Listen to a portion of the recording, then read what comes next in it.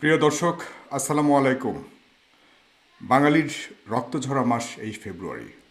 52 সালের এই মাসটিতে রোপিত হয়েছিল বাংলার স্বাধীনতার বীজ। ভাষার জন্য জীবন বিসর্জনকারী সকল শহীদের প্রতি রইল বিনম্র সম্মান। দর্শক, আগামীকাল 21শে ফেব্রুয়ারি, সেই রক্তঝরা দিনটি আমাদের আগামীকাল। সবাইকে এই কাল দিনটি পালন করার জন্য আহ্বান রইল। দর্শক, বাংলাদেশে একটা সময় বুড়োদের রাজনীতি চলেছিল দীর্ঘ সময় জুড়ে। বুড়ো মানে বয়স্ক রাজনীতিবিদ বা সম্মানিত সিনিয়র সিটিজেনদের দখলে ছিল বাংলাদেশের রাজনীতি। ঠিক 2001 সাল থেকে সেই পুরনো ধ্যান ধারণা থেকে বের হতে শুরু করেছিল আমাদের যুব সমাজ, বাংলাদেশের মানুষ। বিশেষ করে তখন থেকে তরুণ সমাজের রাজনীতি পরিবর্তনের স্বপ্ন দেখার একটি সম্ভাবনা শুরু হয়েছিল। আর সেই পরিবর্তনের এক চমৎকার ডাইনামিক রোল প্লে করেছিলেন আমার আজকের অতিথি। নতুন ধারার রাজনীতির গল্প, কিশোরদের উন্নত বাংলাদেশ গড়বার স্বপ্ন দেখাতে শুরু করেছিলেন যিনি। গান শোনার একটা টেন্ডেন্সি ছিল তরুণ সমাজের। রাজনৈতিক বক্তব্য শুনেও যে গানের পাশাপাশি তৃপ্তি পাওয়া যায়, সেটার শুরুটাও যিনি করেছিলেন, যার বক্তব্যের জনপ্রিয়তা থেকে আমরা প্রমাণ পেয়েছিলাম, তিনি হলেন আমার আজকের অতিথি, সম্মানিত অতিথি জনাব আন্দালিব রহমান পার্থ। আপনারা চিনেছেন, বুঝতে পেরেছেন, চেয়ারম্যান বাংলাদেশ জাতীয় পার্টি এবং অধ্যক্ষ British school of law, Dhaka. জনাব আন্দালিব রহমান পার্থ, আপনাকে শুভেচ্ছা জানাচ্ছি, স্বাগত জানাচ্ছি ফেজ দ্য পিপলের পক্ষ থেকে। কেমন আছেন আপনি? আলহামদুলিল্লাহ ভালো আছি। আপনি? আপনাকে অনেক ধন্যবাদ আমার সাথে যুক্ত হওয়ার জন্য। আপনার কাছে আমি প্রথম প্রশ্নটি করতে চাই, যে অবস্থানটিতে আপনাকে মানুষ জানতে শুরু করেছিল, যে প্ল্যাটফর্ম থেকে আপনি নিজেকে উত্থাপিত করেছিলেন একরকম, সেই প্ল্যাটফর্মের সাথে আপনার ডিভোর্স হয়ে গেছে। আপনি অনেকবার সেটাকে বোঝানোর চেষ্টা করেছিলেন।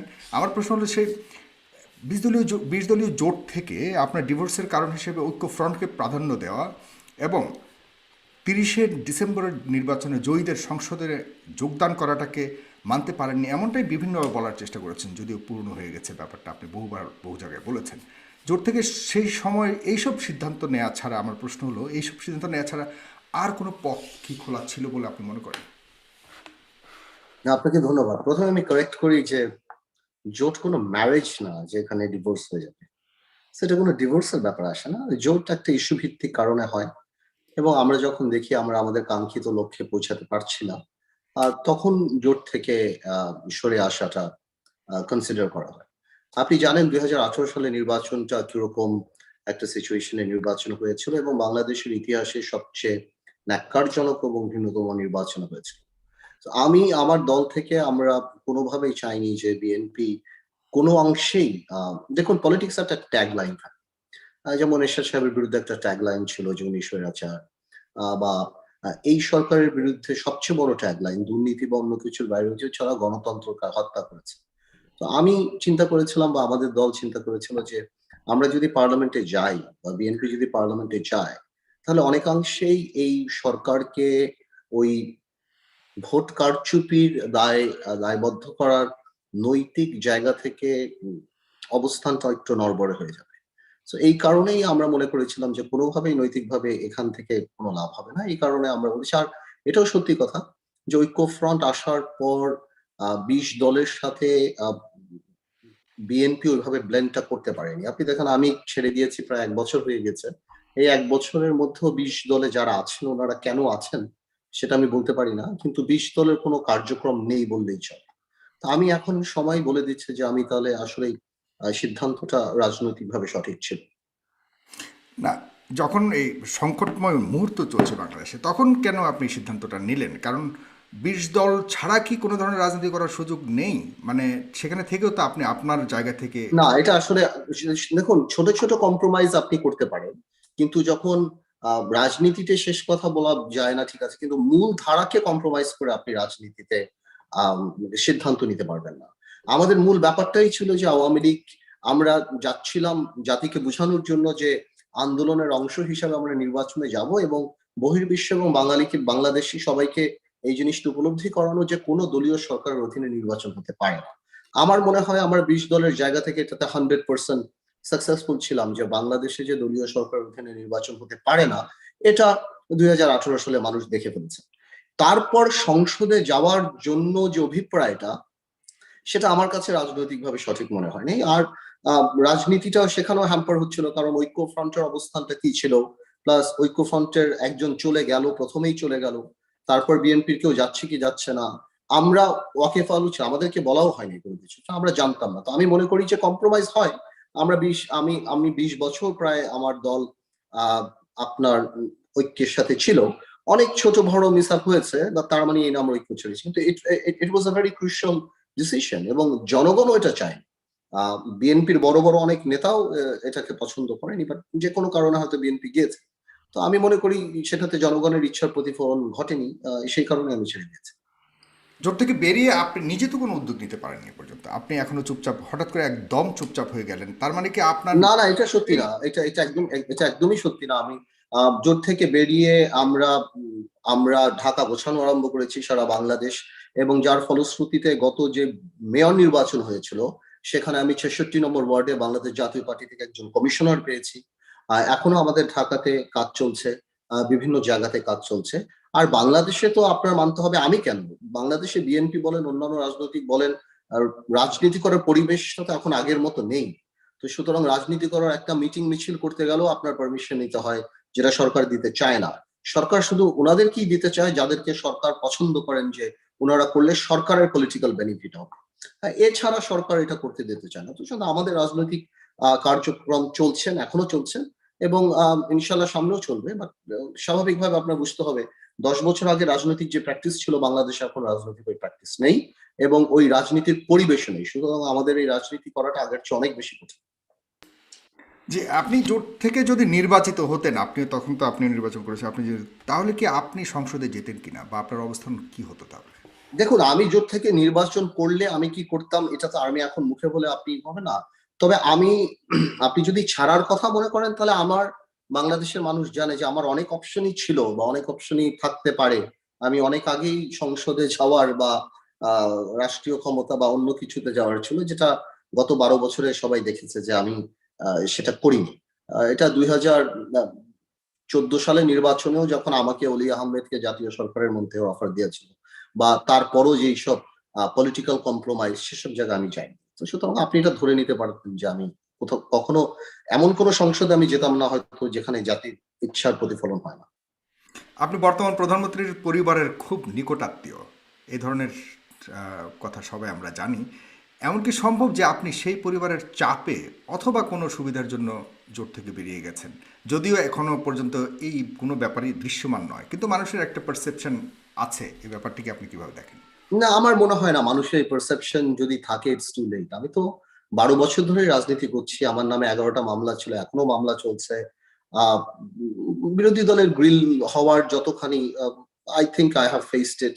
এখনো যদি কেউ জিজ্ঞেস করে বা এই ধরনের প্রশ্ন করে, তাহলে আমার বলতে হবে যে ওনারা হয়তো আহ, আমার এই স্যাক্রিফাইস, বা আমার এই ইন্টেনশন, বা আমার এই এই ধৈর্য দেখে মনে হয় ওনারা বিশ্বাস করতে পারছেন না, যে এত সুযোগ সুবিধা থাকার পরও উনি কেন এমন করছেন। আমার মনে হয় সেটাই হবে। আসলে আমি আর এর কোনো মানে এর কোনো লজিক্যাল আনসার পাইনি। এটা প্রথমে করলে হয়তো বুঝতে পারতাম, বাট এখন তো অনেক কিছু ছাড়ারই ছেড়ে দিয়েছি। So আমার মনে হয় না এখন আর এই প্রশ্ন করার কোনো সুযোগ আছে। এবার আসি আজকে আমাদের যে বিষয়বস্তুটা আমি নির্ধারণ করেছি, যে বর্তমান রাজনীতি, বর্তমান এবং আগামী, সেটার সম্পর্কে আপনার কাছ থেকে কিছু প্রফেসর শুনবো। বর্তমান সরকারের ক্ষমতায় থার্ড টাইম রান করছে, এই থাকাটাকে বা এইভাবে থাকাটাকে কীভাবে দেখছেন আপনি?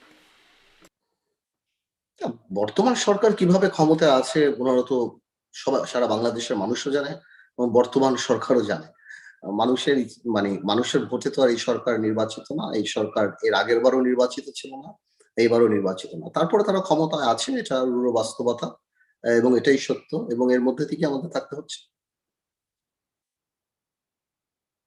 আপনি কি মানে ক্ষমতায় যে মানুষের ভোটে নির্বাচিত না বলতে আপনি বোঝাতে চাচ্ছেন যে তারা অন্যভাবে নির্বাচিত হয়ে এসছে, কিন্তু বর্তমানে যেভাবে ইনফ্রাস্ট্রাকচার ডেভেলপমেন্ট হচ্ছে, এবং সরকারকে তো আপনি নিজেও বললেন যে সরকারে যেহেতু ক্ষমতায় আছে মানতেই হবে সরকার, কিন্তু এই বর্তমানে টিকা পাওয়া থেকে শুরু করে অর্থনীতির উন্নয়ন এবং ইনফ্রাস্ট্রাকচার ডেভেলপমেন্ট, এই সব কিছু মিলিয়ে সরকার যেভাবে তিনবার আছে, আরও বহুবার যদি থাকতে চায়, বা থাকাটাকে আপনি কি ন্যায়সঙ্গত মনে করবেন কিনা না নৈতিকভাবে? না, আমি কোনো সময় এটা ন্যায়সঙ্গত মনে করি না। আপনি যে ডেভেলপমেন্টের কথা বলছেন, আপনি আপনার পার্সপেক্টিভ থেকে হয়তো বলছেন। আমার কাছে এটা অনেকটা ক্যান্সার পেশেন্টকে লিপস্টিক লাগানোর মতো ডেভেলপমেন্ট। বাংলাদেশের ইনস্টিটিউশন ধ্বংস হয়ে গিয়েছে। Dhaka is the worst city to live in. জিনিসপত্রের দাম, দুর্নীতি, রিজার্ভ থেকে আরম্ভ করে, চুরি থেকে আরম্ভ করে, বাংলাদেশের ইতিহাসে এই পরিমাণ দুর্নীতি হয়নি। রাজনীতি এদেশে বন্ধ হয়ে গিয়েছে। আমলাদের ক্ষমতা এই দেশে অনেক বৃদ্ধি পেয়ে গেছে। ইনস্টিটিউশন নিয়ে মানুষ কথা বলা আরম্ভ করে দিয়েছে। আহ, বাংলাদেশে করাপশন র্যাম্পেন্ট, মানে আমি শেষ করতে পারবো না আপনাকে বলে। শিক্ষার অবস্থা অত্যন্ত শোচনীয়, আপনারা ভালো করে জানেন। হেলথ সেক্টরের অবস্থা, হ্যাঁ করোনা টিকা এনেছে, বাট এর আগে আমরা দেখেছি হেলথ সেক্টরের অবস্থা বাংলাদেশে কি। ঢাকা ট্রাফিক নিয়ে কেউ কোনো কথা বলে না, মানে এটা বন্ধ করে দিয়েছে এই নিয়ে কথা বলা। এরকম আপনি যদি এক একটা এলাকার এক একটা এমপি ছোট ছোট মহারাজায় পরিণত হয়েছে। The quality of the development অত্যন্ত খারাপ। তারপর সবচেয়ে বড় কথাটা হলো যে হিউম্যান ডেভেলপমেন্ট এখানে নেই। আপনি ভালো চিকিৎসা থেকে আরম্ভ করে, ভালো খাদ্য থেকে আরম্ভ করে, ভালো এডুকেশন থেকে আরম্ভ করে আপনি কোনো কিছুই পাচ্ছেন না। এবং পার্লামেন্ট একটা সম্পূর্ণ প্রশংসা কেন্দ্র হয়ে গিয়েছে। ডেভেলপমেন্ট, আপনি রাস্তাঘাট করবেন, হাতির ঝিলে বাতি লাগাবেন, আপনি সোডিয়াম বাতি লাগাবেন, আপনি ব্রিজ বানাবেন, এই দেখে যদি আপনি মনে করেন যে একটা দেশ এভাবে চলে না। একটা দেশ হলো একটা মানুষের শরীরের মতো, প্রত্যেকটা অঙ্গ প্রত্যঙ্গ কাজ করলেই আপনি তাকে সুস্থ বলবেন। আমি মনে করি এগুলি সরকারের কথা বলার জন্য দরকার, তাই ডেভেলপমেন্টের কথা বলে তারা বলে। আর সরকার ভালো করেই জানে যে সরকারের জনপ্রিয়তা কতখানি। এই কারণেই সরকার নির্বাচন আসলে তখন ওনারা সবকিছু ভুলে যান, এবং ওই 1 মাস কি করেন এটা আপনারা দেখতে পেরেছেন সবাই। পার্থ, ডেভেলপমেন্ট করা আর ক্ষমতায় থাকার শর্ত হিসেবে কি ডেভেলপমেন্ট করা কি কোনো রকম শর্ত হিসেবে একটা শুনেন, একটা গভর্নমেন্ট 12 বছর 15 বছর ক্ষমতায় থাকলে ডেভেলপমেন্ট তো হবে। এরশাদ সাহেবের সময় তো ডেভেলপমেন্ট হয়েছে, অনেকের সময় ডেভেলপমেন্ট হতে পারে। Development is only not the কি থিং। বাংলাদেশের মানুষ কোনো বন্দি তাজমহলে থাকতে চায় না। আপনি প্রত্যেকটা সেক্টর আপনার দেখতে হবে। আপনি এই দেশে চিফ জাস্টিস রাতের বেলা দেশ থেকে চলে যায়। এই দেশে ইনস্টিটিউশন গুলি প্রশ্নবিদ্ধ হয়ে গিয়েছে। এই দেশে মেম্বার অফ পার্লামেন্ট পুলিশ ওসিকে বলে বোম মেরে আসার জন্য। এই দেশে আপনি দেখেন রিজার্ভ থেকে আরম্ভ করে দুর্নীতি লক্ষ লক্ষ কোটি টাকা চলে গেছে। পার্লামেন্টে কোন লেভেলের মানুষরা আসতেছে আপনি দেখেন। বিচার কার্যের অবস্থা আপনি দেখেন কিভাবে হচ্ছে। প্লেন নিয়ে মানুষ দেশ থেকে ভেঙে চলেছে। এই দেশে এখন সবই হচ্ছে, জানেন। আপনার একটা দেশকে সামনে নিয়ে যেতে হলে ন্যায় বিচার প্রতিষ্ঠা করতে হবে, দ্যাট ইজ দ্য কি। বাকি সব অটোমেটিক হবে। আমি ডেভেলপমেন্ট, জিডিপি আমার 4 হোক 5 হোক, কিন্তু আমার এতটুকু বুঝতে হবে যে the dust can come in, the wind can come in, বা দ্য উইন্ড, মানে আমার ডেমোক্রেসি থাকবে, আমার সবকিছু থাকবে। কিন্তু আপনি একটা ডেভেলপমেন্ট দিয়ে, আমি তো বললাম, আপনি ক্যান্সার পেশেন্টকে যদি আপনি লিপস্টিক লাগিয়ে বলেন খুব সুন্দর লাগছে দেখতে, আমার মনে হয় আপনি হয়তো এটাকে ডেভেলপমেন্ট করতে পারেন, বা সরকার অনেকে, বাট আমি এটাকে ডেভেলপমেন্ট বড় সেন্সে দেখি না। আজকে এই গ্লোবাল ওয়ার্ল্ড এর থেকে আপনি কোয়ালিটিতে ম্যাটার করে, আপনার ডেভেলপমেন্ট আপনার হিউম্যান লাইফ, হিউম্যান কোয়ালিটিতে ম্যাটার করে। আপনার রাস্তাঘাট বাতি লাগানো, এই লাগানো, সেই লাগানো, ব্রিজ করানো, টোবা করানো এবং এগুলিকে দেখান দৃশ্যমান, আমি এগুলি ডেভেলপমেন্ট, বাট আমি মনে করি না এগুলি আজকের দিনে অনেক বড় কিছু। জি, কিন্তু রেমেডিটা কোথায়? আপনি যেমন আপনারা একটা জায়গায় হতাশার অনেক কিছু দেখতে পাচ্ছি, হতাশা নিয়েই কথা বলছেন। না, আমি কোনো হতাশার কথা বলছি না, আমি প্র্যাকটিক্যাল কথা বলছি। আর আপনি রেমেডির কথা খুঁজেন, গত 40-50 বছর বাংলাদেশের মানুষ আবেগের উপরে ভোট দিয়েছে, তো সেটা রেজাল্ট পাচ্ছে। আমি তো সবসময় বলি বাংলাদেশের মানুষ কোনো নেশাখোরের কাছকে মেয়ে বিয়ে দিবে না, তাদের সাথে মিশবে না, কিন্তু মার্কা দিয়ে দিলে লাভ দিয়ে ভোট দিয়েছে। দুইটা দলই সবসময় জাতি বিভক্ত প্রক্রিয়া গিয়েছে রাজনীতি করার সময়। জাতি বিভক্ত করার পর জাতি বিভক্ত হয়েছে। এখানে জাতি এক হয়ে পলিটিশিয়ানদের কোনোদিন ফিল করে। এখানে জাতির এক হওয়া উচিত ছিল, কিন্তু জাতি একটা আবাহনী মহম্মদের মধ্যে বিভক্ত হয়ে গিয়েছে। ইমোশনে সবসময় গিয়েছে মুক্তিযুদ্ধের পক্ষ বিপক্ষ, বা প্রো ইন্ডিয়া, অ্যান্টাই পাকিস্তান, বা প্রো পাকিস্তান, আমেরিকা। এমনও কথা একসময় হতো যে আওয়ামী লীগকে ভোট দিলে দেশ হিন্দু হয়ে যাবে। মানে দেখুন, সবসময় দুই দলই জাতিটাকে বিভক্ত করার প্রক্রিয়ায় গিয়েছে। তো আপনি যখন আবেগ নিয়ে সিদ্ধান্ত নিবেন, আপনি যখন অনলি বিকজ আপনার যেই দল করেন ওই দলের নেতা বা নেত্রী আপনার এলাকার সবচেয়ে খারাপ মানুষকে মার্কাটা দিয়ে দিবে, ধানের শীষ বা নৌকা, আপনি ভোট দিবেন, আপনি কি এক্সপেক্ট করেন? তাই হবে। সুতরাং আমরা যেটা ফেস করছি এটা আমাদের কারণেই ফেস করছি, এবং এর কারণেই আপনি দেখবেন যেটা গত মেয়র নির্বাচনে দেখা গিয়েছে যে নিরবিচ্ছিন্নভাবে দুই দল ক্যাম্পেইন করার পরও এবং কোনো গন্ডগোল হয়নি। যেখানে আতিক সাহেব, তাপস সাহেব, ইশরাক আর তাবিদ আওয়াল নির্বাচন করলো, সেখানে 1 মাস নিরবিচ্ছিন্ন ক্যাম্পেইন হওয়ার পরও 85% মানুষ ভোট দিতে চায়নি। তার মানে মানুষ মনে করছে যে এই দুই দলকে ভোট দিয়ে আমাদের কোনো লাভ হবে না, বা আমরা যাবো না, উই আর নট ইন্টারেস্টেড। বিএনপির এটা সাথে খুব সিগনিফিক্যান্ট। বিএনপির সাথে তো আপনার খুব ভালো সম্পর্ক ছিল, এখন কি অবস্থা? মানে কি আপনি চলে এসেছেন, তার মানে কি বিএনপির সাথে না না, দেখুন, আমি একমাত্র মানুষ যে বিএনপি বাংলাদেশে যারা যারা এই দল ছেড়েছে, গালিগালাজ করেছে, এই করেছে, বাট আমি তরুণ সমাজের একজন প্রতিনিধি হয়ে রাজনীতি করে আমি ওই মিউচুয়াল রেসপেক্টের জায়গা সবসময় রাখি। বিএনপির সাথে আমার বনাবনি হয়নি, আহ, বা আমি মনে করিনি বিএনপির রাজনৈতিক সিদ্ধান্ত ঠিক আমি বেরো আসছি। বিএনপি অনেক বড় রাজনৈতিক দল, আমি একসাথে ছিলাম। সুতরাং আওয়ামী লীগ বলেন বা বিএনপি বলেন, কারো বিরুদ্ধেই আমার পার্সোনাল কোনো গ্রিভেন্স নেই। রাজনীতি করি আমরা, আমি দেশের মানুষের জন্য করি, দেশের মানুষের কথা বলার জন্য, বা দেশের মানুষের পক্ষে আমার ছোট জায়গা থেকে আমার ওই সিদ্ধান্ত নেওয়া বা আমার কোনো কথা বলায় যদি কেউ পার্সোনালি নেয়, সেখানে আমি আমার কোনো কিছু নেই। কিন্তু আমি কারো বিরুদ্ধেই রাজনীতি করি না, আমি দেশের পক্ষে রাজনীতি করি। বিএনপির রাজনীতির বর্তমান প্র্যাকটিসটাকে কিভাবে দেখছেন? আমার কাছে মনে হচ্ছে বিএনপি বসে আছে যে কোনোদিন যদি এই দেশে তত্ত্বাবধায়ক সরকার আসে এবং ফ্রি ফেয়ার ইলেকশন হয়, আওয়ামী লীগের ডিফল্ট ভোট, এস্টাবলিশমেন্টের এগেনস্টে যে ভোটটা, সেটা বিএনপি পাবে, বিকজ মানুষের আর কোনো অপশন নাই। মানে সেটা কি জাস্ট ছেড়ে দেওয়া, যে কখনো যদি হয় লটারির মতো এরকম কিছু? আমার ধারণা বিএনপি এটাই, বিকজ বিএনপি আমরাও যখন ছিলাম বা তখন ছিলাম, বিএনপি পজিটিভলি মানুষকে কোনো হোপ দেখানোর মতো বা জনসম্পৃক্ত কোনো ব্যাপারে বিএনপি খুব একটা আন্দোলন বা ওই জিনিসটা আমি দেখিনি। ওই শুধুমাত্র ভোটের আন্দোলনটাই, আন্দোলন কি তত্ত্বাবধায়ক বিএনপি সরকারের করছে আন্দোলন। নাকি করতে দিচ্ছে না? কারণ এরকম টাইপের না না, বিএনপি তো একসময় ভালো আন্দোলন করেছে, এমন না যে করেনি। বিএনপি তো একটা সময় অনেক ভালো, অনেক বড় আন্দোলন করেছে, সবকিছুই করেছে। কিন্তু আমি তাই বলছি যে আমার মনে হয় ওই ভোটের জন্যই বিএনপি বেশি ইন্টারেস্টেড। যে বিএনপির ধারণা, এবং এটা সত্যি, যে কালকে যদি এই দেশে ফেয়ার নির্বাচন হয়, বিএনপির ক্ষমতা আসার সম্ভাবনা, মানে আমার ধারণায় অনেক বেশি। কারণ এস্টাবলিশমেন্টের বিরুদ্ধে যে ভোটটা, সেটা বিএনপিতে যাবে। বিএনপির সাথে তাহলে আপনার কখনো মনোমালিন্য হয়নি, জাস্ট স্ট্র্যাটেজিক্যাল জায়গাতে আপনার? না, এটা তো কোনো প্রেম না।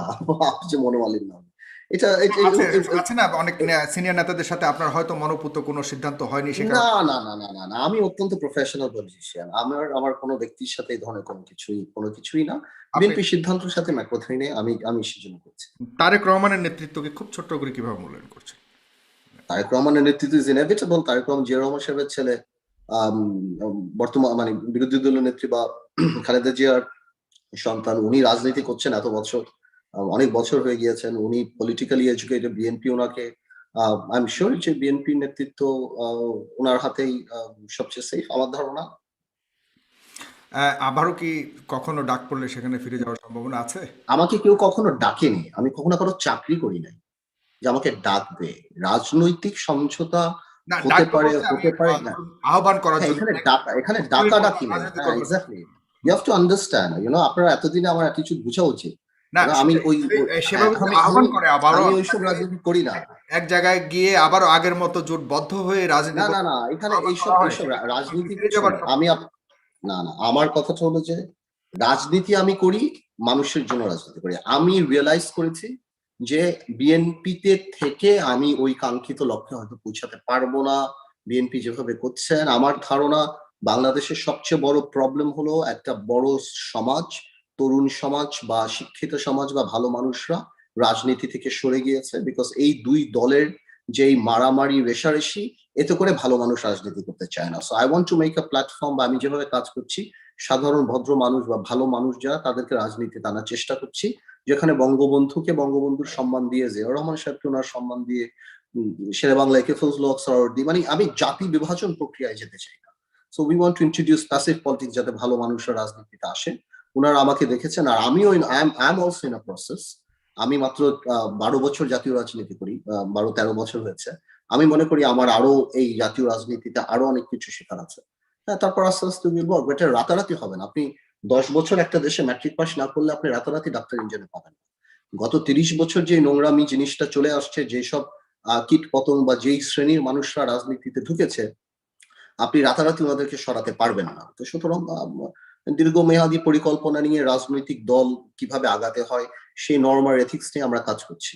আমি ওরকম চিন্তা করি না যে ইলেকশন আসলে হয়তো আমি একটা এমপি হয়ে চলে যাব বা একটা কিছু হয়ে যাব ব্যক্তিগতভাবে। না, আমার আমার that is not my cup of tea. মানে মানুষের বা তরুণ সমাজের যে একটা স্বপ্ন ছিল যে তরুণ নেতৃত্ব, সে তরুণ নেতৃত্বটা তাহলে পাচ্ছে না, কারণ আপনি দীর্ঘমেয়াদী স্বপ্ন করা, দীর্ঘমেয়াদী প্ল্যানিং। দেখুন, এখানে তাহলে তরুণ নেতৃত্ব, শুনেন, এখানে তরুণ নেতৃত্ব বা বয়স্ক নেতৃত্ব বা সিনিয়র নেতৃত্ব বড় ব্যাপার না। এখানে সবচেয়ে বড় ব্যাপারটা হলো যোগ্য নেতৃত্ব। তো সেই যোগ্য নেতৃত্ব আপনি 65 বছর বয়সেও দিতে পারেন, 45 বছর বয়সেও দিতে পারেন। কোয়েশ্চেন ইজ আপনি কি যোগ্য কিনা। তো আমি তরুণ হলে যে আমি খুব ভালো, আমি মনে করি যেই বক্তৃতা দেখে তরুণ সমাজ আমাকে চিনেছিল, আমি তার চেয়ে আজকে অনেক বেশি ম্যাচিউরড পলিটিশিয়ান। বিকজ সময়ের সাথে সাথে আমি আরো অনেক গ্রিলড হয়েছি, আমি আরো অনেক পথ পাড়ি দিয়েছি, আমি আরো অনেক প্রবলেম সলভ করেছি। সো আমার মেন্টাল ওই স্ট্রেংথ আগের চেয়ে অনেক বেশি। সুতরাং জনগণ বা তরুণ সমাজ কি মনে করলো সেটা মুখ্য ব্যাপার না। মুখ্য ব্যাপারটা হলো যে আমাদের এইভাবে অর্গানাইজ করে ওই প্ল্যাটফর্ম ক্রিয়েট করতে হবে। সেখানে আমি তরুণ না থাকলে ওই প্ল্যাটফর্ম থেকে আরো অনেক তরুণ বের হয়ে আসার সুযোগ পাবে, যেটা এখন আওয়ামী লীগ বা বিএনপি রাজনীতিতে কঠিন। আওয়ামী লীগ আর বিএনপি রাজনীতিতে ছাত্রলীগ, ছাত্রদল এরা ক্যাডার ভিত্তিক রাজনীতি করে, সেফগার্ড বা বডিগার্ড বা এই ধরনের কাজে। আর সবাই ট্রেন্ড খুব আন্দোলনমুখী, স্পেশালি আওয়ামী লীগে। সো এই কারণে আমি মনে করি যে আমি যেই পন্থাটা অবলম্বন করছি যে এটা হয়তো একটু সময় লাগতে পারে, বাট আমি মনে করি যে ইট সুটস মাই প্ল্যান। আপনি তো অনেক কিছু বলেন, খুব মানে আপনি সরকারের বিরুদ্ধে খুব বিপ্লবী ভূমিকা রাখেন, বিপ্লবী কথা বলেন, কিন্তু আপনাকে এই পর্যন্ত সেরকমভাবে নির্যাতন করা হয়নি সরকারের পক্ষ থেকে, বা যেভাবে অন্যদেরকে করা হয়। সেই ক্ষেত্রে অনেকেরই একটা ইয়ার জায়গা যে আপনি সরকারের কাছে আপনি কতখানি জানেন আমার বিরুদ্ধে কি করা হয়েছে? না দৃশ্যমানভাবে যেমন এরকম টাইপের একটা ইয়ে আছে যে মানে অনেকের, কিরকম আপনি কি কিরকম মানে কতটুকু আপনি জানেন এটা? আপনি এখনো পর্যন্ত সেরকম ভাবে লম্বা সময় জেল খাটেননি, এবং আপনি, আচ্ছা আচ্ছা আচ্ছা আচ্ছা, লম্বা সময় জেল খাটাটা হলো আপনি মনে করেন এটা আমি হচ্ছে। মনে করছি না, আমার দর্শকরা অনেকে মনে করেন যে আপনাকে ওইরকম ভাবে এরকম নির্যাতন করা হয়নি, সে কারণে হয়তো আপনি একটা আপনাদের দর্শকরা ethical এতটুকু জায়গা কেন আপনি মেনটেন করছেন। আমি আপনাকে এই প্রশ্নটাই যদি উল্টোভাবে করি, তো আমি যদি ওই অপশনটা নিতাম যে আপনি যেটা বললেন যে আমার আত্মীয় বা আমি ভেরি ক্লোজ রিলেটেড, তো আমি চুপ করে থাকলে যে কত বেনিফিট গুলি পেতাম যেটা যে আমি নেই, এটাকে আপনি ভ্যালু করছেন না। ডেফিনেটলি না, আপনি তো হ্যাঁ, তো ডেফিনেটলি। আমার মনে হয় এইটাতে ফোকাস করা উচিত, যেখানে মানুষ একটা প্লট ছাড়তে পারে না, মানুষের আত্মীয় একটু শেখ ফ্যামিলি হলে 5,000 ছবি ফেসবুকে থাকে, মানে একটা ছাত্রলীগের ছেলের কাছে 24 কোটি টাকা পাওয়া যায়, ফরিদপুরের ছাত্রলীগের সভাপতির কাছে 2,000 কোটি টাকা পাওয়া যায়। তো আমার মনে হয় আপনাদের এখন ওইটাতে ফোকাস করা উচিত যে ইফ পার্থ ওয়ান্টেড, পার্থ কি কি করতে পারতো। আমার মনে হয় ওই জিনিসগুলো এখন বাদ দেওয়া উচিত। আমার নামে কি মামলা হলো মানে কেউ যদি এক্সপেক্ট করে আমাকে রাস্তায় পিটাবে বা আমাকে জেলে 10 বছর ফেলে রাখবে, আর সেটা অন্য কথা, বাট ওই জিনিসটা বোঝা উচিত যে হোয়াট আর দ্য বেনিফিটস। আমি যদি কোয়াইট থাকতাম বা আমি যদি ইউজ করতে চেতাম, যেটা আমি কত কিছু করতে পারতাম, তাই না? আমার মনে হয় ওইটাতে এখন বেশি ফোকাস করা উচিত যারা এই প্রশ্নগুলি করে তাদের। জি, জোটবদ্ধ হওয়া ছাড়া কি সরকারের বিভিন্ন ধরনের সমালোচনা, বা সরকারের যে আপনারা এখন যেটা চাচ্ছেন যে সরকারকে সরিয়ে একটা গণতান্ত্রিক সরকার প্রতিষ্ঠা করার জন্য আপনাদের ভাষায় যেটা বলছেন আপনারা, সেটা কি জোটবদ্ধ হওয়া ছাড়া সম্ভব? আপনি যেটা চাচ্ছেন যে আরেকটা নতুন প্ল্যাটফর্ম তৈরি করে, ওইভাবেও কি না আপনার? না, আমি আপনাকে ক্লিয়ার করি জিনিসটা। আপনি যদি আওয়ামী লীগ সরকারকে সরিয়ে দেন তাহলে হয়তো এখন চাকরির রেট, পুলিশের চাকরির রেট 8 লাখ, বিএনপি আসলে হয়তো 6 লাখ বা 9 লাখ। মানে এখন তো একটা সেটেল আছে, ডিপিএম মানে ডাইরেক্ট পকেট মানি, এই ঘুষের রেট এত, ওই ঘুষের রেট এত। সো এটা মোটামুটি একটা অনিয়মটা একটা নিয়মের মধ্যে সেটেল। বিএনপি আসলে তো একটা আরেকটা স্টার্ট হবে, ওইটা তো আমরা বলতে পারি না যে মানে কি রেটে জিনিসটা স্টার্ট হবে। তো আমার কথা হলো হঠাৎ ইলেকশন মানে দিয়ে রেট দিয়ে থাকবে, আপনি বলতে যাচ্ছেন রেটটা থাকছেই মাস্ট, আরে হয়তো। না থাকার তো কোনো কারণ আমি দেখতেছি না। আর বিএনপিও এই ধরনের কোনো কারণ বলে নাই। ইটস লাইক আমার কাছে মনে হচ্ছে যে এই জিনিসটা আহ আর এই যে সিস্টেম গুলি ডেভেলপমেন্ট হয় নাই, আওয়ামী লীগ যে দলীয়করণগুলি করে গিয়েছে, হঠাৎ একটা ইলেকশন দিলে বিএনপি ক্ষমতায় আসলে যে অনেক কিছু পরিবর্তন হয়ে যাবে, একদম সবাই স্বাধীন হবে, এই কথাটা মনে হয় রাইট না। হ্যাঁ, জনগণের ইচ্ছার প্রতিফলন হবে, কিন্তু জনগণের আশার প্রতিফলন হবে নাকি সেটা আমি বলতে পারি না। সো আমার মনে হয় এই কারণে আওয়ামী লীগ ক্ষমতা থেকে যাবে বা আওয়ামী লীগকে সরানো বা নির্বাচন, মানে বিএনপিও যদি এসে ওইটা করতে চায় তাহলে আমার মনে হয় বিএনপির অনেক দীর্ঘমেয়াদী প্ল্যান করে করতে হবে, ইনস্টিটিউশন গুলি করে, এবং বিএনপির ওই গণতান্ত্রিক মাইন্ডসেটও আনতে হবে যে আমার কিভাবে মানে আমার মানে আমি ক্ষমতা হস্তান্তর করার প্রক্রিয়াতে বিএনপিকেও বিশ্বাস করতে হবে। যেটা বিএনপি হয়তো ওই ধরনের কোনো কথা এখনো জাতির সামনে বিএনপির তরফ থেকে ফরমালি আসে নাই, আমি শুনি নাই আর কি, তাহলে বর্তমান সরকারের পরিবর্তনটাও তো যুক্তিযুক্ত বলে মনে করি না, যেহেতু আপনি বলতে চাচ্ছেন যে সামনের সরকারগুলি এরকমই আসতে পারে, না অথবা না আমি যুক্তি না না না না না এই কথাটা আমি একদমই কারেক্ট না। এই সরকারের কোনো নৈতিকই অধিকার নেই ক্ষমতায় থাকার, এটা সত্যি কথা। কারণ এই সরকার মানুষের ভোটে আসেনি, এই ব্যাপারে কোনো সেকেন্ড কথা নেই। মানুষ ভোট বিএনপি কে দিতে চায়, বা মানুষ ভোট এনটি আওয়ামী লীগ এস্টাবলিশমেন্ট আমি বলতে আমি বিএনপি শুধুমাত্র দিতে চায় বিএনপির কথা বলছি না, আমি বলছি না। এই সরকার বাদ দিয়ে যে কোনো সরকার যদি আসে, আপনি মনে করেন কিনা যে এই ধরনের এই যে নৈতিকতার অবক্ষয়ের কথা বললেন বা যে সিস্টেমের কথা বললেন, এই সিস্টেমটা আপনি বলছেন যে এটা থেকেই যাবে, হয়তো অ্যামাউন্ট কম বেশি হবে, সেক্ষেত্রে আপনি না না আমরা তো সবসময় বলি বাংলাদেশের মতো একটা দেশ থেকে তো দুর্নীতি বা চাটুকারিতা আপনি সবসময় নিতে পারবেন না, এটা কিছু কিছু মানুষের ইনহেরেন্ট কোয়ালিটি। বাংলাদেশের কিছু মানুষ জন্ম থেকেই চামচা প্রকৃতির হয়ে থাকে, বা অনেক মানুষ আছেন তারা এটাতে স্বাচ্ছন্দ্য বোধ করেন, যাদের যোগ্যতা নেই তারা মনে করে চাটুকারিতা করে আমরা আমাদের ওই কাঙ্ক্ষিত লক্ষ্যে পৌঁছাবো।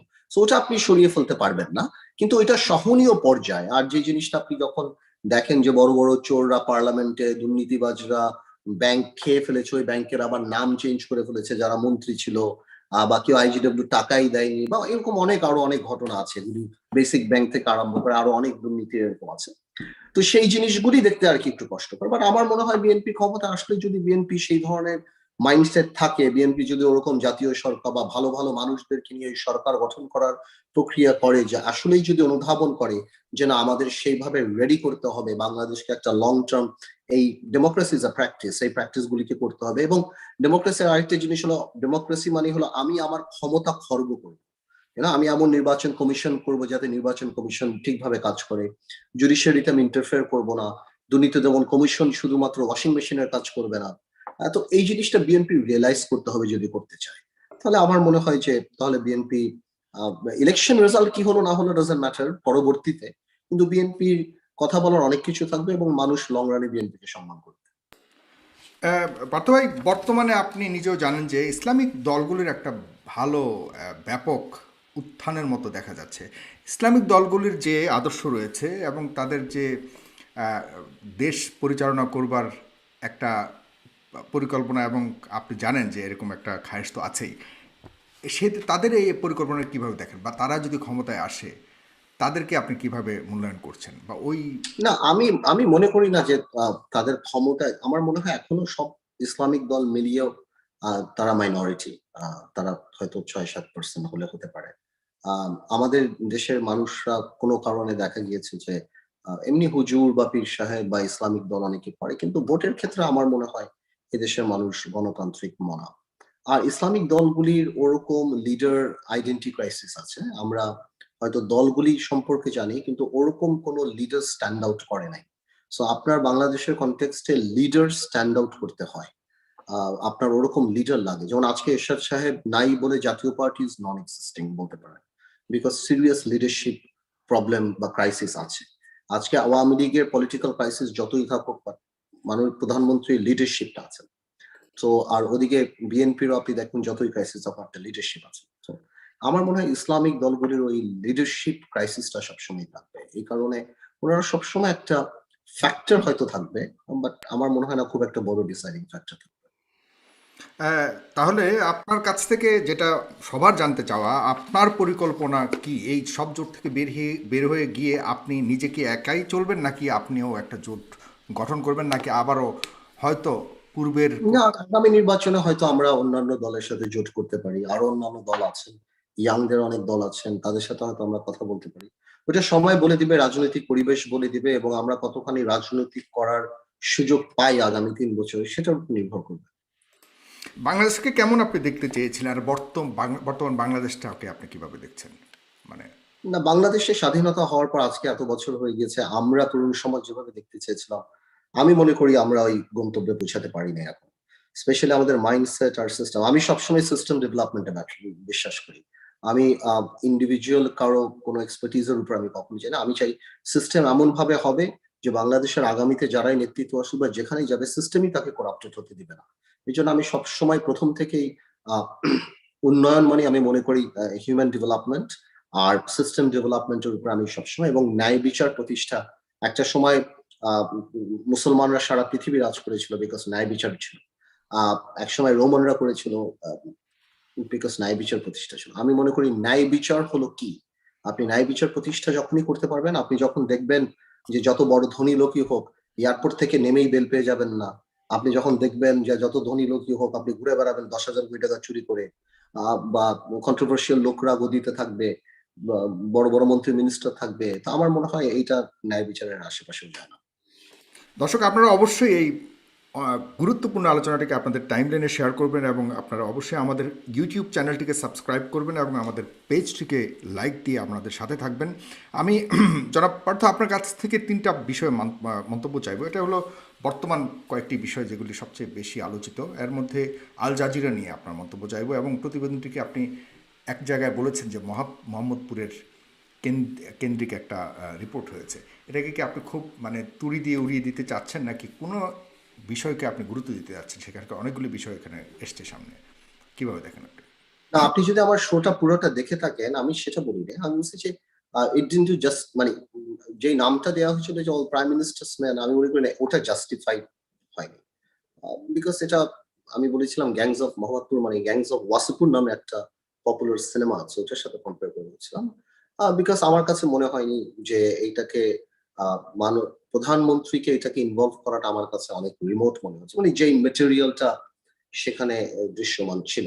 আমি তুড়ি মেরে উড়িয়ে দিয়েছি এটা বাংলাদেশের কনটেক্সটে, বিকজ আমি ওখানেও বলেছি যে বাংলাদেশে এর চেয়ে অনেক বেশি ওয়ার্স জিনিস আমরা দেখেছি। কোন ভদ্রলোক একজন গুরুত্বপূর্ণ ব্যক্তির ভাই বিদেশে 20% কমিশন চাচ্ছে, এটা এখানে মন্ত্রী মিনিস্টার হরহামেশাই করে, তাদের আত্মীয় স্বজনরা দেশে রিজার্ভ চুরি হয়ে যায়, চিফ জাস্টিস ভেঙে যায়, শেয়ার মার্কেট লুট হয়ে যায়, এরকম অনেক ঘটনা আছে। তো ওইখানে যা দেখিয়েছেন তা হয়তো বিদেশিদের জন্য হয়তো উড রাইজ দ্য আইব্রোজ যে ওর বাবা এসে এরকম কি সম্ভব। বাট আমি বাংলাদেশে কনটেক্সটে রোহিঙ্গারা সারাদিনই পাসপোর্ট বানাচ্ছে, করোনা সার্টিফিকেট পাওয়া যাচ্ছে, জীবিত মানুষের ডেথ সার্টিফিকেট পাওয়া যাচ্ছে। তো আমার কাছে ওই ক্ষেত্রে আপনি বলতে পারেন আমার কাছে এই জিনিসটা খুব একটা রোহিঙ্গারা করা আর আন্দালিব রহমান পার্থর ভাই করা কিন্তু এক জিনিস নয়, মানে মানুষের না। আমি প্রসেসের কথা বলছি, আমি বলছি প্রসেস কার ভাই করলো বা কে রোহিঙ্গা ওইটা বলছি না। আমি বলছি যে এগুলি বাংলাদেশের সারাদিন হয়। পাসপোর্ট আইন যদি সবার জন্য সমান হয়, পাসপোর্ট ফেক করা সবার জন্যই সমান। এটা রোহিঙ্গা করুক, একটা নর্মাল মানুষ করুক, আর আমি করুক, বিকজ পাসপোর্ট যে ফেক করা যায় এই জিনিসটাই সবচেয়ে বড় ঘৃণতম অপরাধ। না, আমরা ওকে, সো এখানে দুই জায়গাতে দুটা মাইন্ডসেট, যেমন রোহিঙ্গারা করে এটা কিন্তু একটা মাইন্ডসেট হয়ে গেছে, কিন্তু আমরা এটা করে তো করি না এটা শুধু যে তাই না, রোহিঙ্গা কেন, এটা অনেকেই। সেনা প্রধানের পরিবারের কেউ করবে, ব্যাপারটা ওইখানেই মানে অনেকের শখ। না না, দেখুন, দ্য আইডিয়া ওয়াজ দ্যাট, আমি তো সেটাই বলার চেষ্টা করছি যে বাংলাদেশের কনটেক্সটে বড় বড় ভিআইপি লোকের আত্মীয় স্বজনরা অনেক কিছুই এদেশে করে। এটা বাংলাদেশের মানুষ আমার মনে হয় না, কিন্তু এটা বিদেশের মাটিতে যেহেতু গিয়েছে, এবার যেভাবে এটাকে করেছে, সেই ক্ষেত্রে বিদেশিদের তো যথেষ্ট ইমেজ ক্রাইসিস হবে বাংলাদেশের বিদেশের মাটিতে, এই ব্যাপারে তো কোনো সেকেন্ড কথা নেই। এবং এর চেয়েও বড় ব্যাপারটা এই এই প্রতিবেদনটা আসার পর বাংলাদেশ গভর্নমেন্ট যেরকম শিশুসুলভ ভাবে এই জিনিসটাকে যেভাবে হ্যান্ডেল করেছেন, সেই জিনিসটাতে আরো বেশি প্রশ্ন এসেছেন। আউটরাইট রিজেক্ট করেছেন, কেউ বলেছেন এটা বিএনপির করা, কেউ বলেছে জামাতের করা, কিন্তু এটার পার্ট অ্যান্ড পার্টিকলস নিয়ে ওইভাবে কেউ এটাকে আপনার রিবাট করতে পারেননি বা করেননি, বা তারা করে যা এসেছে 15 দিন পর নতুন খবর এসেছে, সেটাও অনেকটা মানে মানে কেউই জানলো না, কোনো কিছুই হলো না। আমার মনে হয়, আমি তো তাই বলছি যে এই দেশে পলিটিশিয়ান না থাকলে আপনি যখন আমলা দিয়ে সব কাজ করাতে যাবেন আপনি করতে পারবেন না। আপনার প্রবলেম সলভ করার জন্য ওই ধরনের ক্যাপাসিটির মানুষ লাগবে, কেপেবল মানুষ লাগবে। আপনি এর বললেন বাইরে আর কিছু না। সিনিয়রদের রাজনীতি করলেও যোগ্য হলেও কোনো সমস্যা নেই। আপনি মনে করেন যে বর্তমানে যারা ক্যাবিনেট থেকে শুরু করে রাজনীতি যারা করছে সিনিয়রদের মধ্যে, তারা competent to deal with the আমলাস? কে সিনিয়র নাম বলেন তো আপনি আমাকে, কে আছে আমি যদি সিনিয়র? তোফায়েল আহমেদ সাহেবের কথাও যদি বলি, একদম। তোফায়েল আহমেদ কি তোফায়েল আহমেদ সাহেব কি মন্ত্রী আছেন? না না, ছিলেন তো উনি, আমি বললাম যে তিনি কিছু কবে ছিলেন তোফায়েল আহমেদ? তোফায়েল আহমেদ সাহেব, আমির হোসেন আমু সাহেব, শেখ সালিম সাহেব, এনারা কি এখন ক্যাবিনেটে আছেন? না, এনাদের এই কি কোনো সরকারের ফ্রেন্ড? আমলে উনি মন্ত্রী ছিলেন, কিছুদিন আগেও মন্ত্রী ছিলেন। আমি বললাম যে কিছুদিন আগে না, আপনি 5 আমলা বছর নির্ভর, আগে। আপনি নিজে যেহেতু বললেন, মানে ওনারা কি কম্পিটেন্ট কিনা এখনো পর্যন্ত, বা ওনাদেরকে দিয়ে তাহলে কি আপনি একটা জায়গায় আসতে চাচ্ছেন যে না এই? দেখুন, আপনি যদি আমাকে জিজ্ঞেস করেন আমি বলবো সিনিয়রদেরকে সম্মান না করে আপনি কোনোদিন বড় রাজনীতিবিদ হতে পারবেন না। রাজনীতিতে যে যত বাংলাদেশের সম্মান আমি বলি আপনার, না না, তাদের আমি সম্মান মানে দেখে সালাম দিলাম তারপর তাদেরকে সাইজ করলাম ওইটার কথা বলছি না। আমি বলছি যে আমি আমার কথা বলি যে আমি যতটুকু রাজনীতি শিখেছি, আমি পজিটিভলি শিখেছি, হয়তো কিছু আমার বাবার কাছ থেকে বা আপনার বিএনপি চেয়ারপারসনের কাছ থেকে আমার সৌভাগ্য ছিল আমি ওনার পাশে। আর অপোজিশনের রাজনীতি আমি শিখেছি তোফাল আহমেদ সাহেবের কাছ থেকে, ওনার গ্রিলিং দেখে। সো আমি ওইটাকেও গুড হিউমারে নেই। হ্যাঁ, যেহেতু উনি আমার এলাকাতে আমার বিরুদ্ধে রাজনীতি করেন। বাট আমার কথাটা হলো যে বাংলাদেশে যারা সিনিয়র পলিটিশিয়ান তারা কিন্তু জেনুইন পলিটিশিয়ান। তাদের কাছে আজকে যারা মন্ত্রী আছে কম্পারেটিভলি তারা more like a CO of a company. মানে আপনি যেমন এলজিআরডি মন্ত্রীর হয়তো নাম বলতে পারবেন না। হ্যাঁ, আপনি কি জানেন এলজিআরডি মন্ত্রীর নাম? আমি জানি There you go. সৌভাগ্যক্রমে উনি তাজুল ইসলাম সাহেব, আমি জানি, তাও যাক ভালো, মানে বাংলাদেশে কয়জন জানে আমি এটা বলতে পারি না, আপনার বলার পর আমার মনে পড়েছে। তো এরকম বাংলাদেশের অনেক গুরুত্বপূর্ণ মন্ত্রী মিনিস্টারের নাম অনেকে বলতে পারে না। So there is a serious identity crisis. এবং কিছু কিছু জায়গায় দেখা যাচ্ছে যে ডিসিএসপির ইভেন কি ওসিও এমপিদের কথা শুনে না, মধ্যে কথা শুনে না। সো পলিটিক্যাল ক্রাইসিস যখন হয় তখন এরকম হবে। এবং সেক্ষেত্রে আমি সবসময় বলবো দ্যাট সিনিয়র পলিটিশিয়ানরা ডিফারেন্ট কিছু করে না, they do work differently because they have experience. So তারা ভিন্ন কিছু করবে আমি তা বলছি না, তবে ভিন্ন ভাবে কাজ করে এবং তাদের সাধারণ মানুষের কাছেও গ্রহণযোগ্যতা আছে।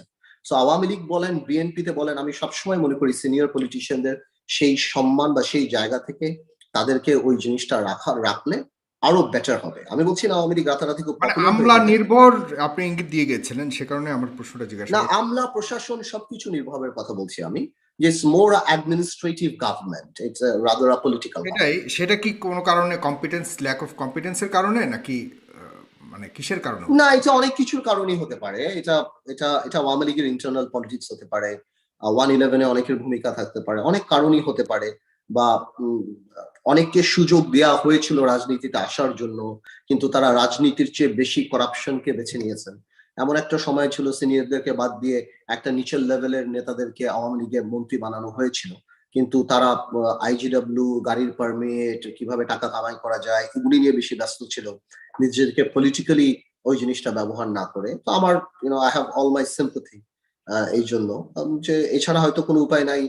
আর ক্ষমতায় থাকাই যদি কি হয়ে থাকে, যদি ক্ষমতায় থাকাটাই মুখ্য হয়ে থাকে, তাহলে তো আমি মনে করি আওয়ামী লীগ অ্যাডমিনিস্ট্রেটিভ কাজ করেই, বাকি পরে কি হয় না হয় ডাজন্ট হ্যাঁ, ম্যাটার। আমার একই প্রশ্ন আমি জনাব ফখরুল ইসলাম আলমগীরকেও করেছিলাম যে সিনিয়র সিটিজেন যারা রাজনীতিতে আছে তাদেরকে একটা সময় থেমে যাওয়ার প্রয়োজন আছে কিনা। তিনিও কিন্তু স্বীকার করেছিলেন যে রাজনীতিবিদদেরও অবসরে যাওয়ার একটা প্রয়োজন রয়েছে, কারণ একটা পর্যায়ে গেলে তার কম্পিটেন্স লেভেলটা ডাউনের দিকে যায়, এটা ন্যাচারালি। সে কারণেই আমার ওই প্রশ্নটা করা, বা ওইখানে কি না, আমি মির্জা ফখরুল সাহেবের সাথে একদমই একমত না এই ব্যাপারে। আমি মনে করি রাজনীতিবিদদের প্রাতিষ্ঠানিক এক্সিকিউটিভ পাওয়ার থেকে রিটায়ার করতে পারে, কিন্তু তাদের মেধা যেই পর্যন্ত তারা নর্মাল আমি থিঙ্কিং সেখান করতে থেকেই পারে, বলছি, এক্সিকিউটিভ পাওয়ার থেকে। তাদের এক্সপিরিয়েন্স এবং তাদের মেধা আনপ্যারালাল। আমি যেমন মনে করি তোফায়েল আহমেদ সাহেবের কথা বলছি, undoubtedly he was the very vital part of our national history যদিও আমি বলি। তো সুতরাং তার একটা সময় ছিল যখন তিনি খুব নিজেকে অ্যাক্টিভলি সার্ভ করেছেন দেশের জন্য।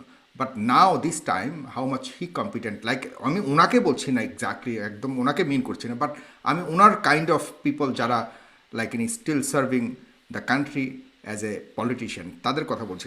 দেখুন, এখন আমাদের আমাদের আসলে সিনিয়রদেরকে সিনিয়রদের জায়গায় রাখা উচিত, ওনাদের ডিউ রেসপেক্ট যেটা আছেন। এবং বাংলাদেশের রাজনীতিতে গ্রেসফুল ডিপার্চার পাওয়াটাই বড় কথা। যেভাবে মন্ত্রী মিনিস্টাররা মারা গেলে মানুষ ফেসবুকে যেভাবে গালিগালাজ করে, So আমি মনে করি আহ আপনি শুনতে পাচ্ছেন? জি জি, আমি শুনতে পাচ্ছি। একজন দর্শককে আমি স্পেস দিয়েছি, সে হয়তো একটা ছোট্ট প্রশ্ন করবে। ভাই আপনি কথা শেষ করুন, সমস্যা নেই, সে ঢুকেছে, আমি তাকে। আমি তাই বলছি যে যেভাবে মন্ত্রী মিনিস্টার বা সরকারের গুরুত্বপূর্ণ মানুষরা মারা গেলে মানুষ যেভাবে গালিগালাজ করে, So আমি মনে করি যে সিনিয়র পলিটিশিয়ানরা সম্মানের সাথে রাজনীতি থেকে চলে যাবে, বা আমরাও যখন সিনিয়র হব বা যখনই আমরা চলে যাই, মানুষ সম্মান করবে, এটাই বড় প্রাপ্য, এর চেয়ে আর বড় এতটুকু পাওয়া পর্যন্ত যায় জানার ছিল। জি, ওইটুকু পর্যন্ত আমরাও চাই তারা থাকুক আমাদের সাথে। আমরা ডেফিনেটলি তাদের কাছে আমরা সবসময় ঋণী থাকবো। কিন্তু কোনো কারণে মাসুদ মান্নান, আপনাকে আমি দেখতে পাচ্ছি, আপনি আপনাকে সরি, আপনাকে শুনতে পাচ্ছি কিন্তু দেখতে পাচ্ছি না। আপনি কি আমাকে শুনতে পাচ্ছেন বা দেখতে পাচ্ছেন? মাসুদ মান্নান। জি, আমি শুনতে পাচ্ছি। আমাকে শুনতে পাচ্ছেন? জি, হ্যাঁ, আপনার নামটা এখানে দেখা যাচ্ছে, তাই আমি আপনাকে নাম ধরেই বলছি। আপনি দয়া করে বলবেন আপনার কোনো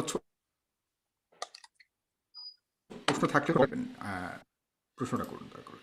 জি, কোথা থেকে আমি বলছেন? আমি চাঁদপুর থেকে বলছি। আমি পার্থ ভাইকে একটা প্রশ্ন করতে চাই। জি, প্রশ্ন পার্থ ভাইকে করবেন, কারণ পার্থ ভাই ছাড়া এখানে আর কেউ নেই। দয়া করে করেন। তার আগে ধন্যবাদ সাগর ভাইয়া আমাকে সুযোগ করে দেওয়ার জন্য। আমার অনেক পছন্দের একজন মানুষকে আমি প্রশ্ন করতে পারছি এই জন্য। তো পার্থ ভাই, আসসালামু আলাইকুম। ওয়ালাইকুম আসসালাম। আর আপনার কাছে আমার প্রশ্ন হলো, গত কিছুদিন আগে 8ই ফেব্রুয়ারিতে চ্যানেল আইয়ের একটা টক শোতে আপনি আল জাজিরার প্রতিবেদনটা নিয়ে বলেছিলেন যে বাংলাদেশের কনটেক্সটে আল জাজিরা খুব বড় কিছু করে দেখায়নি। যেখানে যে দেশে ভোট চুরি হয় বা শেয়ার বাজার লুট হয়ে যায়, সেই দেশের কনটেক্সটে এটা খুব বেশি বড় কোনো ঘটনা নয়।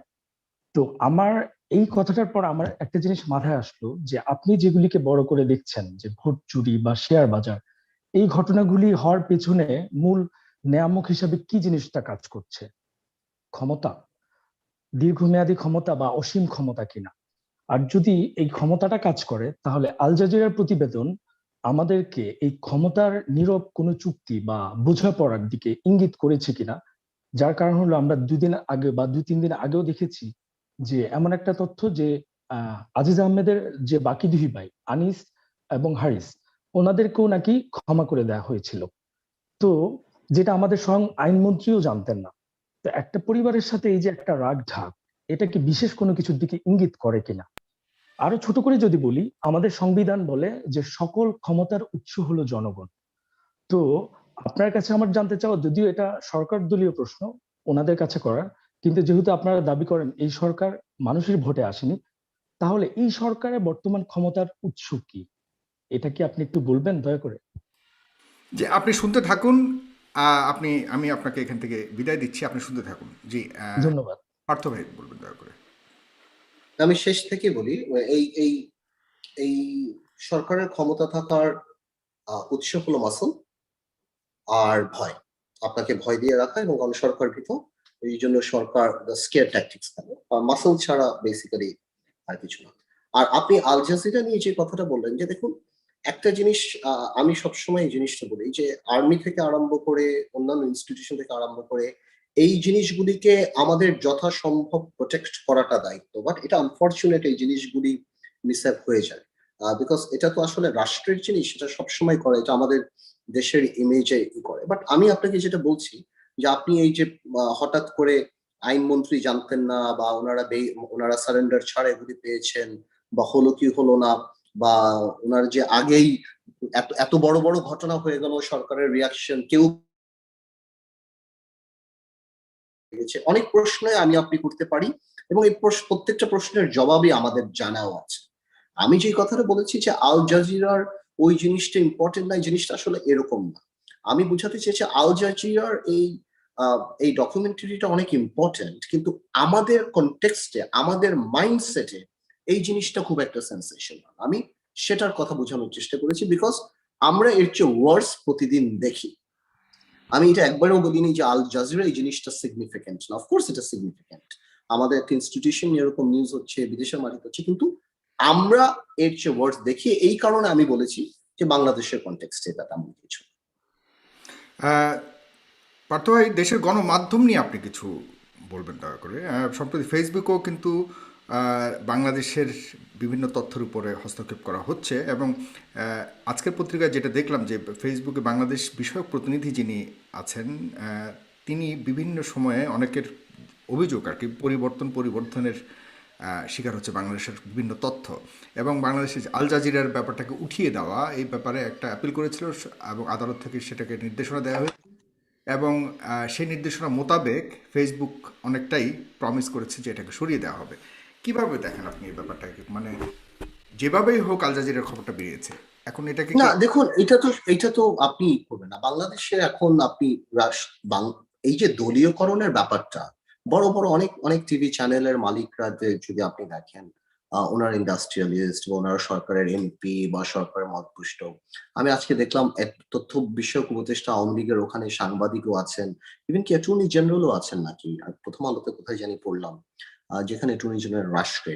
তো আগামীতে আপনি দেখবেন বিভিন্ন এলাকাতে ডিস্ট্রিক্ট জাজ বা আওয়ামী লীগের জেলার লোকরাই ওনা হচ্ছে। So এটা একটা নর্মাল জিনিস, হয়ে যাবে ইভেনচুয়ালি। আর সংবাদ মাধ্যমের কথা যদি আপনি বলেন, বলে না freedom of speech but no freedom হয়তো আফটার স্পিচ। আওয়ামী লীগ যতখানি আপনাকে অ্যালাউ করবে আপনি ততখানি করতে পারবেন। সো আপনার ওই রিস্কে সবসময় থাকতে হয়। তারপরও আই উড থ্যাংক যে এই আমাদের এই গণমাধ্যম যে আমাদেরকে, আমি ধন্যবাদ জানাই যে আমাদেরকে আম, এত কিছু জানিয়েছেন, নাহলে তো আর আমরা জানতে পারতাম না। আমার মনে হয় এর মধ্য থেকেও গণমাধ্যম অনেক চমৎকার কাজ করে যাচ্ছেন। আর ফেসবুকের যে ব্যাপারটা আসছে, দেখুন ফেসবুক তার বাংলাদেশের ইন্টারনাল রাজনীতি বুঝে না। ফেসবুকের আমি পড়েছি যুগান্তরে আসছে, ফেসবুক ফেসবুককে যদি কোনো কোর্টের অর্ডার দেওয়া হয় তাহলে ফেসবুক এটা কনসিডার করে দেখবে। কোর্টের অর্ডার তো সরকারের জন্য ইটস ম্যাটার অফ 2 মিনিটস। হয়তো ফেসবুক এটা বলার আগেই কোর্টের অর্ডার আছে। যে কোনো কোর্ট চান আপনি যদি নারী নির্যাতন করছেন সেটাও দিবে, আপনি যদি করোনার্স করছেন সেটাও দিবে, আপনি যদি শিশুদের করছেন যে কোনো কোর্টই দিতে পারে। গভর্নমেন্ট যেটা বলবে সেটাই হবে। So Facebook Facebook controlled. হ্যাঁ, বাট ফেসবুক তো সরকারের জন্য অত্যন্ত অ্যানয়িং একটা ব্যাপার। আই মিন মানে ডিস্টার্বিং একটা ব্যাপার সরকারের জন্য। যেহেতু সরকার পত্রিকা বন্ধ করতে পারে, কিন্তু ফেসবুক আপনি কিছু একটা উঠিয়ে দিয়ে ছেড়ে দিলেন, সেটা ভাইরাল হয়ে গেল, মানুষ এটা নিয়ে কমেন্ট করছে এবং সরকারের যে জনপ্রিয়তা কতখানি তলানিতে সেই জিনিসটা প্রতীয়মান হয়ে যাচ্ছেন। এবং আপনি দেখবেন, আপনি ইন্টারেস্টিং একটা জিনিস দেখবেন, এটা খুব ইন্টারেস্টিং। আপনি যখন দেখবেন কোনো একটা স্টেটমেন্ট, বিশেষ করে হাসান মাহমুদ সাহেবের বক্তৃতা বা এই ধরনের যারা সুন্দর সুন্দর কথা বলে আওয়ামী লীগের, যখন ৮-১০ হাজার গালি দেখবেন আপনি ফেসবুকে, তখন আওয়ামী লীগের সেই লোকজনদের কিন্তু কোনো ডিফেন্স দেখবেন না। কারণ ডিফেন্স যদি দেয় তখন ও জানে যে ওনাকে আরো ৫,০০০ গালি খাবে। সো আপনি ওইটা দিয়ে দেখবেন যে ইন্টারেস্টিংলি যে আওয়ামী লীগের জন্য এটা একটু, সরকারের জন্য এটা একটু এম্বারাসিং। মানে আপনি ভাইরাল শব্দটা উচ্চারণ করেছেন, ভাইরাল মানে কেন হবে? এই ভাইরাল দিয়ে কি আমরা কোনো কিছুকে আমরা ডিসাইড করতে পারি কিনা যে ভাইরাল হওয়া তো মানুষ এটাকে আমলে নিচ্ছে বলেই তো এটা জনপ্রিয় হচ্ছে বা ভাইরাল হচ্ছে। তো এটাকে আমরা ম্যাটার হিসেবে নিচ্ছি না কেন? মানে ভাইরাল হওয়াটাকে আমরা কি নেগেটিভলি দেখার চেষ্টা করছি? এটা কি নেগেটিভ? না, এই ভাইরাল হওয়াটা তো কারোর জন্য নেগেটিভ, কারোর জন্য পজিটিভ। বিকজ আপনি যখন মানুষ যে ইস্যুগুলিকে নিচ্ছে, গ্রহণ করছেন এবং যখন বিচার পাচ্ছেন না, তখন সেগুলি নিয়ে হাসি তামাশা করছেন, কথা বলছেন এবং সরকার সেটাতে বিব্রত হচ্ছেন। সরকারের ফেসবুক থাকাতে আপনি গণজাগরণ থেকে আরম্ভ করে এই পর্যন্ত আপনি যদি দেখেন, একটা পর্যায়ে সরকার অনেক কিছুর প্রশ্নের মুখে আসছেন। আপনি নিরাপদ সড়ক আন্দোলন থেকে আরম্ভ করে আপনি সবকিছুতেই দেখেন। একমাত্র আমরা বিরোধী দলরা ছাড়া ফেসবুককে, সামাজিক যোগাযোগ মাধ্যমকে ব্যবহার করে অনেকেই তো অনেক আন্দোলন সাকসেসফুল করেছেন, যেটা সরকারের জন্য অনেক বড় মাথা ব্যথা হয়েছে। সেটা তো সরকারের জন্য কনসার্ন যে সাধারণ মানুষের মধ্যে এটা ছড়িয়ে যাচ্ছে এবং সরকার তখন এটাকে বন্ধ করতে পারছে না এবং উপযুক্ত জবাব দিতে পারছে না। ভাইরাল যে কোনো ইস্যুটাকে আপনি কি justified by the people and concern by the people of the people? ও anything that is viral politically, যদি কোনো কিছু রাজনৈতিকভাবে ভাইরাল হয় তাহলে বুঝতে হবে মানুষ সেটাতে ইন্টারেস্ট নিয়েছে। আদারওয়াইজ ওই যে কয়েকদিন আগে আর্মি অফিসারটাকে যে মারা হলো, যে নৌবাহিনীর একজন অফিসারকে যে মারলো ওই হাজী সেলিম সাহেবের ছেলে, আপনার কি মনে হয় এই ভিডিও যদি না আসতো উনি বিচার পেতেন? তো এই জিনিসগুলি তো সত্যি। এগুলি যদি আপনি না বের হতো আপনি তো পেতেন না। সেই জন্য বিচার কি কিছু পেয়েছে আপনার কাছে মনে হয়? না, বিচার না হলে একটা হিউম্যান ক্রাই তো হয়েছে। বিচার হোক না হোক তাকে অ্যারেস্ট করা হতো, ওইটাই তো হতো। না, এখন আপনি যে যতটুকু এটা এটা গত পরশুদিন এসছে, আপনি সেটার ব্যাপারে যদি একটু বলেন যে অবশেষে সরকারের পুলিশের যে চূড়ান্ত প্রতিবেদন এবং এজাহার, এই দুটার মধ্যে অনেক অসামঞ্জস্যতা দেখা গেছে। ন্যাচারালি আওয়ামী লীগ তার দলকে ওন করে ভাই, এটা আপনার বুঝতে হবে। আওয়ামী লীগ আপনি কি করেন না করেন ডাজন্ট ম্যাটার, আওয়ামী লীগ তার দলকে ওন করে। এবং এটাকে যেমন আপনি দেখেন কয়েকদিন আগে যে শিকদার সাহেব মারা গেলেন, হ্যাঁ, ওনার ছেলের নামে একটা মামলা ছিল, ৫ ঘন্টার মধ্যে বেইল হয়েছিল। উনি তো এসে প্যারোলে মুক্তি নিয়ে কোর্ট থেকে হসপিটাল অর্ডার নিয়ে আপনার ইউনাইটেড হাসপাতালও ৭ দিন থাকতে পারতো, তারপরে বের হতে পারতো। ওখানে পুলিশ রিমান্ডই চায়নি, পুলিশ ১৫ দিন রিমান্ড চেত, হয়তো ২ দিন দিত ডিভিশন। এই যে একটা political way to handle problems, সেই জিনিসটাও তো মিসিং। সাগর সাহেব, আপনি বুঝতে পারছেন আমার কথাটা? আপনি আপনি আপনি ওটাই পেতেন। উনি এসেছেন, ওনার আব্বা মারা গিয়েছেন, ঠিক আছে, উনি প্যারোল পেতে পারতেন, উনি পরে কোর্টে সারেন্ডার করতেন, কোর্ট হয়তো অসুস্থতা দেখে হসপিটাল হতো না, কিন্তু পুলিশ প্রথম থেকে রিমান্ড চাবেন না। এই জিনিসটা, এইগুলি কি জানেন, এগুলো হলো অ্যাডমিনিস্ট্রেটিভ ওয়ার্ক, এখানে less politics. Daily star news করছে, প্রথম আলো নিউজ করছে, মানুষ গালিগালাজ করছে, মানুষ সবকিছু করছে। তাহলে এই জিনিসগুলি তো আসলে পলিটিক্যালি হ্যান্ডেল করে না। এটা করা উচিত। এই কারণে আমি বারবার বলি যে আওয়ামী লীগের সবই আছে, রাজনীতি ছাড়া এই মুহূর্তে। পার্থ ভাই, নতুন করে আরেকটি মানে ট্রেন্ড শুরু হয়ে গেছে যে, যেমন কথা গত কিছুদিন আগে আপনি দেখেছেন যে সাবেক রাষ্ট্রপতি জিয়াউর রহমানের মুক্তিযুদ্ধের খেতাব পর্যন্ত বাতিল করে দেওয়া হচ্ছে। আমার ভয় হলো যে কখনো যদি ক্ষমতার পরিবর্তন হয় তাহলে বঙ্গবন্ধু শেখ মুজিবুর রহমানের কে নিয়েও যদি এই ধরনের, আমরা কি এটাকে দেখতে হবে? আমরা কি চাইবো যে এদেরকে নিয়ে, এদের খেতাব নিয়ে, এদের নাম নিয়ে, এদের ফলক নিয়ে এই রাজনীতিটাকে কি?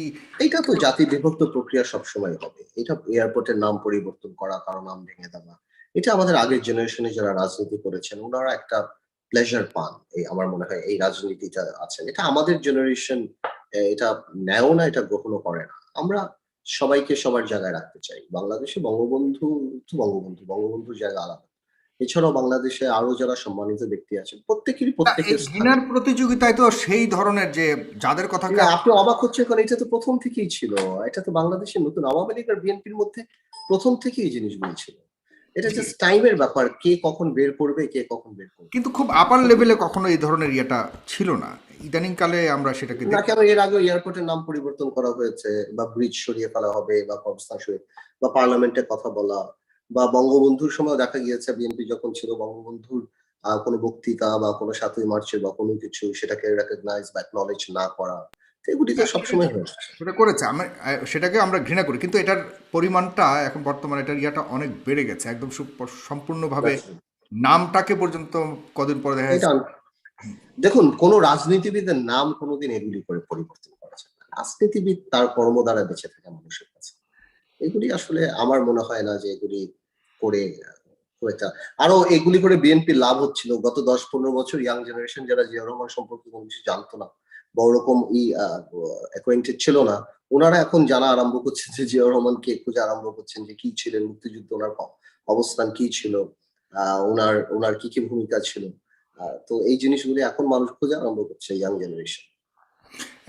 আমি প্রায় শেষের দিকে অনুষ্ঠানের দর্শক, আপনারা অবশ্যই এই মজার অনুষ্ঠানটি আপনারা অবশ্যই আপনাদের টাইমলাইনে শেয়ার করবেন এবং গুরুত্বপূর্ণ অংশগুলি আপনারা আবারও শোনার চেষ্টা করবেন। প্রথম থেকে যারা শুনেননি তারা অবশ্য পরবর্তীকালে আবারও শুনবেন। আমি দর্শকদের কাছ থেকে কয়েকটি প্রশ্ন, অনেক প্রশ্ন এসছে আপনার কাছে, কিন্তু আমি আসলে লম্বা আলোচনার মধ্যে কাউকে না, সুযোগ। অসুবিধা না, আপনি করেন, আমি জবাব দিচ্ছি। জি, কিন্তু আমি ২-৩টা প্রশ্ন আমি উঠিয়ে এনেছি। সেখান থেকে আব্দুর রহমান আরিশ নামক একজন ভদ্রলোক বলেছেন, ভাই কি নুরুল হক নুরুর মতো ইশরাকদের মতো মাঠে নামতে চায় না? তরুণ প্রজন্মে ওনার মতো যারা আছে উনি তো চেষ্টা করলে সবাইকে নিয়ে আগাইতে পারে। ওনারা যারা এরকম ন্যায় মানুষ তারা তো পারে দেশকে রক্ষা করতে, ওনারা একটা দল গঠন করেন না কেন? মানে এটা হলো একজন দর্শকের প্রশ্ন আপনার কাছে। না, এক একজনের রাজনীতি এক এক রকম। ইশরাক একটা দলের রাজনীতি করে। ইশরাক মেয়র নির্বাচন করেছিল। ইশরাক একজন কর্মী ধরে নিয়ে যাচ্ছিল, তাকে ইশরাক বাঁচিয়ে নিয়ে আসছে। নূর অনেকদিন ধরেই ভিপি ছিল। বাট আমার মনে হয় যে আমি প্রায় ১২-১৫ বছর রাজনীতি করি। আমার মনে হয় রাজনীতিতে আমরা কে কোথায় যাব এটাকে আরো সময় দেওয়া উচিত, আরো ঠিক করা উচিত। আর অনেকগুলি বড় বা ভালো বা প্রমিসিং নেতা মিলে দল করতে পারে। দল হয় আদর্শের উপর বা দল হয় চিন্তা ভাবনার উপর। সেটার উপর ভিত্তি করে ইশরাক বিএনপিতে থেকে আ এমন কোনো কিছুই চিন্তা করে সেটা বাস্তবে আনতে পারবে না। যেহেতু বিএনপির অনেক বড় একটা সমুদ্র আর সেখানকার ইশরাক ছোট একটা আ অংশ।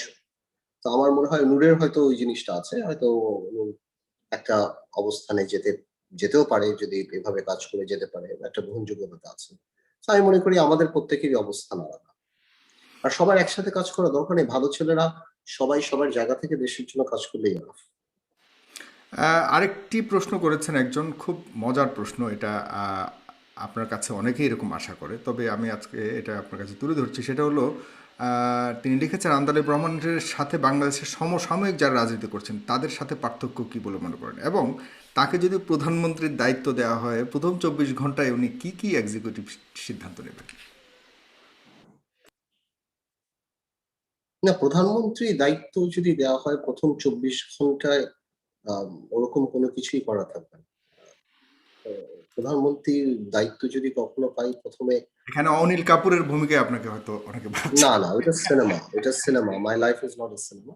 আমরা হয়তো বাংলাদেশী যারা স্টেক হোল্ডার, যারা বাংলাদেশের মুরুব্বি মানুষরা আছেন, যারা একসময় আম বঙ্গবন্ধুর সময় বা আরো আগেও দেখা যেত যে এই দেশের কিছু মুরব্বি সবার সাথে মানে কথা বলে দেশটা পরিচালনা করার একটা ব্যাপার আছে।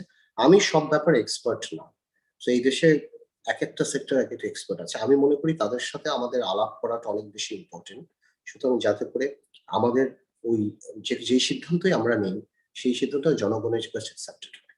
সো আমি মনে করি মানুষের সাথে কথা বলা এই জিনিসটা খুব গুরুত্বপূর্ণ। জি।